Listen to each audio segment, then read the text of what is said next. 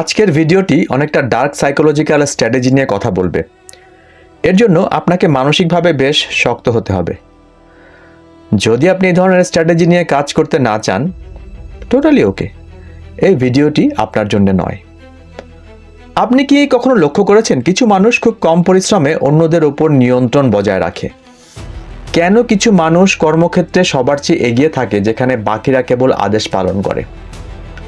উত্তরটা কঠোর পরিশ্রম নয়, বরং মনস্তাত্ত্বিক ক্ষমতা। আজ আমরা রবার্ট গ্রিনের 48 লজ অফ পাওয়ার থেকে এমন 3টি ডার্ক সাইকোলজি নিয়ে কথা বলবো যা আপনাকে কর্মক্ষেত্র এবং সামাজিক জীবনে অপরাজেয় করে তুলবে। মনে রাখবেন, পৃথিবীটা সবসময় দয়ালুদের জন্য নয়। এখানে জয়ের জন্য স্ট্র্যাটেজি অ্যাপ্লাই করাও প্রয়োজনীয়। 1 নাম্বার ল, উদ্দেশ্য গোপন রাখা। Conceal your intentions. অধিকাংশ মানুষ তাদের পরিকল্পনা এবং স্বপ্নের কথা সবার কাছে বলে ফেলে। ডার্ক সাইকোলজি বলে এটা আপনার সবচেয়ে বড় দুর্বলতা। আপনার পরবর্তী মুভ কি, আপনি কোন পজিশনের জন্য চেষ্টা করছেন বা কার উপর বিরক্ত, তা কখনো প্রকাশ করবেন না।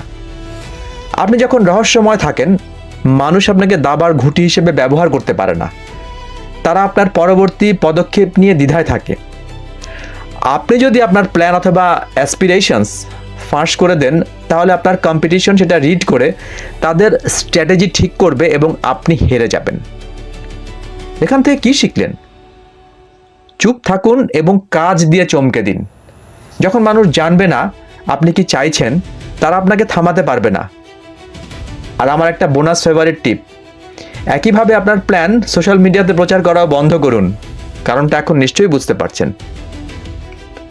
ল নাম্বার 2, নির্ভরশীলতা তৈরি করা। Keep people dependent. ডার্ক সাইকোলজির সবচেয়ে বড় সত্য হলো, মানুষ তখনই আপনার পাশে থাকে যখন তার আপনাকে প্রয়োজন হয়। দয়ার চেয়ে প্রয়োজন অনেক বেশি শক্তিশালী। নিজেকে এমনভাবে গড়ে তুলুন যাতে আপনার বস বা টিম আপনার উপর নির্ভর করতে বাধ্য হয়। এমন কোনো বিশেষ দক্ষতা অর্জন করুন যা অন্য কারো নেই। আপনি যদি কারোর জন্য অপরিহার্য হয়ে যান, তবে তারা আপনাকে পছন্দ না করলেও আপনাকে সম্মান দিতে বাধ্য থাকবে। অন্যের দয়া পাওয়ার থেকে অন্যের জন্য প্রয়োজন হয়ে থাকা অনেক বেশি নিরাপদ। এখান থেকে আরেকটা টিপস আপনাকে দেই। আমরা অনেক সময় নষ্ট করি অফিস পলিটিক্স নিয়ে চিন্তা করে এবং এটাকে একটা এক্সকিউজ হিসেবে ব্যবহার করি যা আমাদের উন্নতি করতে দিচ্ছে না। আসলে আপনার যেটা করা উচিত সেটা হলো এক্সট্রা মাইল রান। নিজের কাজ আর স্কিলকে এমন অপরিহার্য করে তোলা যেন আপনার উপর টিম মেম্বার এবং বস নির্ভরশীল থাকে। ল নাম্বার 3, মানুষের দুর্বলতা খুঁজে বের করা। Discover the thumb screw. প্রত্যেক মানুষেরই একটি দুর্বল বা ইমোশনাল ট্রিগার থাকে। কেউ হয়তো ক্ষমতার লোভী, কেউ প্রশংসার কাঙাল, আবার কেউ ভয়ের বশবর্তী। শান্তভাবে পর্যবেক্ষণ করুন। মানুষের কথাবার্তা এবং আচরণের আড়ালে লুকিয়ে থাকা সেই দুর্বলতা বা থাম্ব স্ক্রুটি খুঁজে বের করুন। আপনি যখন কারো সেই সিক্রেট অভাব বা ভয়টি জানবেন, তখন তাকে পরিচালনা বা ইনফ্লুয়েন্স করা আপনার জন্য অনেক সহজ হয়ে যাবে। তবে একটি সতর্কতা, এই কৌশলটি ব্যবহারের সময় আপনার কমন সেন্স এবং নৈতিকতা বজায় রাখুন। মনে রাখবেন, অন্যের দুর্বলতা জানার অর্থ তাকে ছোট করা নয়, বরং পরিস্থিতি এবং মানুষকে আরো গভীরভাবে বুঝে নিজের অবস্থানকে শক্ত করা।